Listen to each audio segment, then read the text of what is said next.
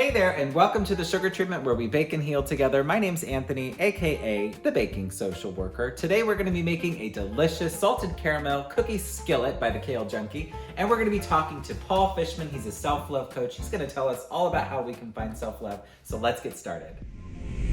Paul, I'm so happy to have you on the Sugar Treatment. I'm so happy to be here, treated by sugar. I know, right? I can't believe that you're actually in my house. And I can't believe that we're actually making this delicious caramel. It's a caramel skillet cookie. Mm-hmm, salted caramel. Salted caramel. Extra salty, because we're salty and we're sweet. We're a little salty. You know we're a little salty. So I've already taken the liberty of mixing up the sauce. Mm-hmm. And this is a half a cup of almond butter and a quarter cup of melted coconut oil and a quarter cup of maple syrup. Yeah. Did I get it right? You got it right. Okay, and I just blended it up in the blender. Mm-hmm. And so I'm gonna pour this at the bottom of the skillet. Yeah. But while I do that, would you please tell our audience all the wonderful things about Paul? Well, who am I? So my name's Paul Fishman. I'm a self-love coach and you do you activist on a mission to empower and inspire humanity to love unconditionally, starting from within. Because, you know, as Mama Ru says, if you can't love yourself, how the hell are you gonna love somebody else? Or how the hell is someone else gonna love you because you don't know how to love yourself? I love this. I think we have to define what self-love actually is. Let's start there. Let's start there. It's two words that are hyphenated. So we've got the word self and the word love. Mm-hmm. Self, the baseline definition of self is the individual. Mm-hmm. Who you are as an individual, who makes you Anthony and who makes me Paul. And love is devotion. Mm-hmm. So when you're operating from self-love, you are truly devoted to your individuality. Start with a cup and a quarter of almond flour. 1 teaspoon baking soda. And a teaspoon of sea salt. And a quarter cup of that good maple syrup. And a quarter cup of melted coconut oil. A tablespoon of pure vanilla extract. Beautiful. 1 egg. Whisking time! Yes, it's hashtag whisking time. So yes, we're gonna go ahead and mix this up. And while I do this, we were talking about self-love. You gave us this beautiful definition of what self-love is. So how did Paul come to find self-love? Why is it important to Paul? I kind of had my rock bottom moment. I was in an emotionally abusive relationship. Mm-hmm. I was working a job that really I wasn't excited to work at. I had a horrible relationship with my body, with food. Mm-hmm. And I woke up one day and looked in the mirror and I said, I don't recognize the person staring back at me. It was at that moment that I made the decision to leave the relationship. And when I left the relationship, in retrospect, I was practicing self-love. I had no idea that's what I was doing. Mm-hmm. And it was just kind of this like journey from hitting rock bottom and seeing myself kind of like zoomed out and being like, okay, I gotta do this. Yeah. And a lot changed for me. Within 2 weeks of leaving that relationship, 20 pounds of emotional weight just fell off of me. I was recruited by a job that I thought was my dream job, and got it within 6 months, got like a 30% salary increase, like all this great stuff, like gifts, just for saying yes to me. So it was on that path that I kept on moving, saying, you know what, I gotta get devoted to my individuality because I'm trying to be someone else. Yeah. I'm not gonna have to love that person. Would you mind taking over here? Because I think that you should do the honor of folding in the chocolate chips. Okay. Could you add nuts? Oh yes, you can add walnuts, you can add whatever type of nut you want. I love that. We can get real nutty over here. I'm not a big nut person, to be honest. But this is almond flour. I know, well I like, it's just, I don't like a hard, I don't like a hard nut in my dessert. I was really holding back from taking it to the gutter. I mean, I was leading you there. But I just didn't know if this was like family friendly. It is, but we got an editor. So next we're gonna put this on top of our salted caramel sauce. Love it. And just so you know, you can make this vegan because the only like non-plant-based part of this is the egg. So you can make a flax or chia egg. And have you ever made one? I actually haven't made one of those because I don't do a lot of vegan recipes. I have one vegan friend who I bought these chocolate chips for. And I made her these delicious chocolate chips, but I've never actually done the egg. All right, so now we just need to throw this in the oven, at right? 350 for 20 minutes. Let's do that. Let's do it. So, Paul, please tell me what the difference between self-love and self-care is. Okay. Because I could take a bath all day long. Listen, so could I, but Okay. then I'd turn into a prune. Yeah. Now, the thing that we kind of neglect, and this is a lot to do with the fact that we've been conditioned to believe that self-care is self-love by the media, by big companies, that like the way to love yourself is to go onto Amazon and get a quick fix and buy something. Yeah. Or to get your hair done and your nails did, right? Like these are self-care things that we've been told are self-love. If you go onto social media and look up the hashtag self-love, it's a lot of people like walking around with their fancy handbags or their new cars, and it's like all of that stuff is self-care. Yes. So it's like the difference between self-love and self-care is this. Self-care is a physical act. It's something you do for our body. Self-love is a mental and emotional act. Before I worked primarily in the self-love space, I was a personal trainer, nutrition coach, Pilates instructor, spin instructor, and every single one of my clients, they would always come to me and they'd say, Paul, I need to lose 3 more pounds so the guy will like me. Or I need to lose 4 more pounds so that I can fit into the suit so that I can get the new job or get the likes on Instagram. It was never for themselves. And this is the primary reason why we're trying to self-care ourselves into loving ourselves, because it's all about external validation. Where do you think that comes from? And why didn't we learn to do this all along? Well, it's our parents' fault. But it's not our parents' fault, it's their parents, and it's generational. Like these are things that we've been conditioned to believe are right and true from a very young age. I'm always searching for the narrative when I'm with my clients. Like, what is the story that you're telling about yourself? And all of it is like rooted in this shame and guilt about like what it is that they've done or what they haven't done, what future they have not realized.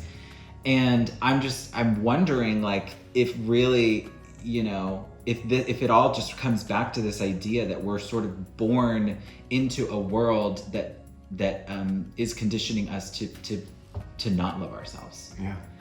Period.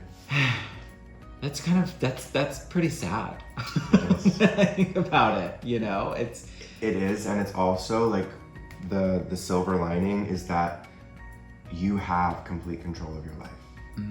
To a degree.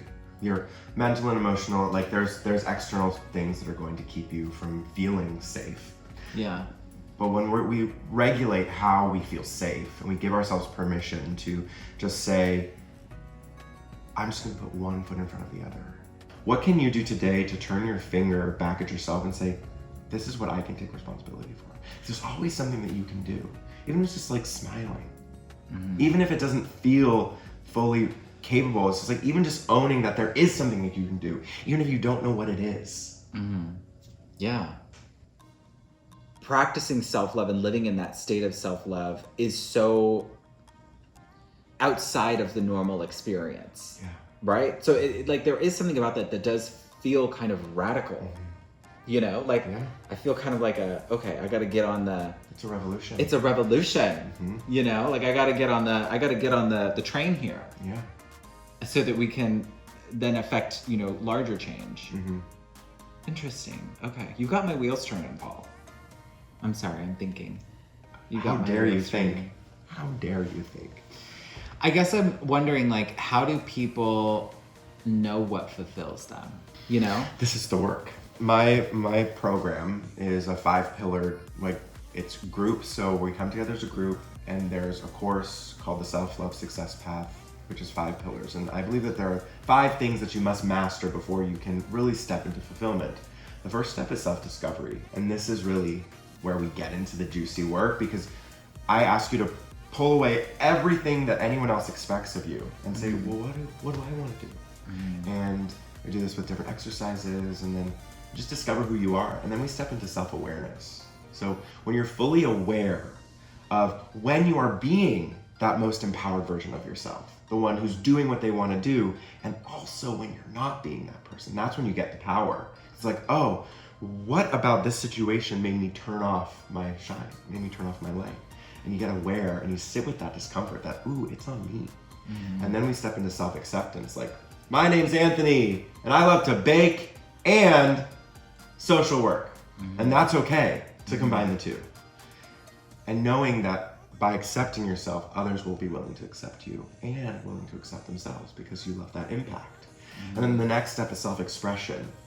It's expressing not only your needs to other people, but to yourself. And this is the thing that we forget. Yeah. Oh, I have needs that I need to meet my own needs. And then the final step is self-love.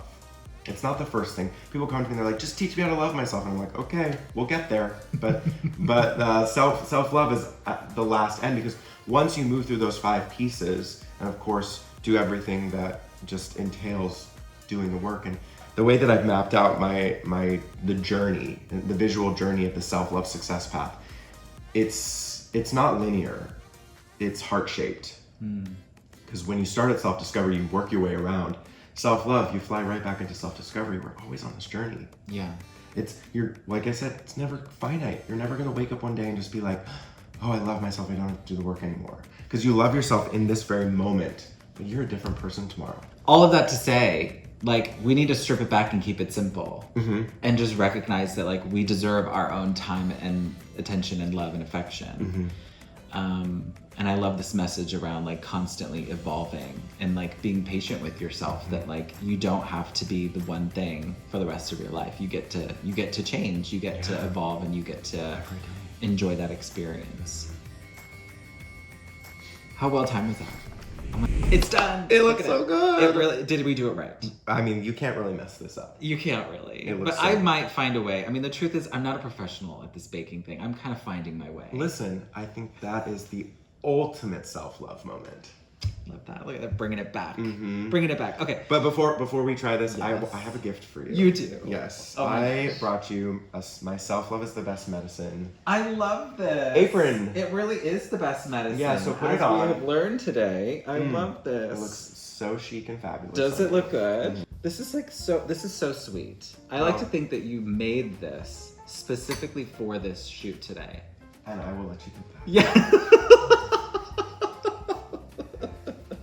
Let's try this delicious cookie. Make sure you get all the goodness. All the goodness. Okay. That was a very small bite. Well, I'm I'm pacing my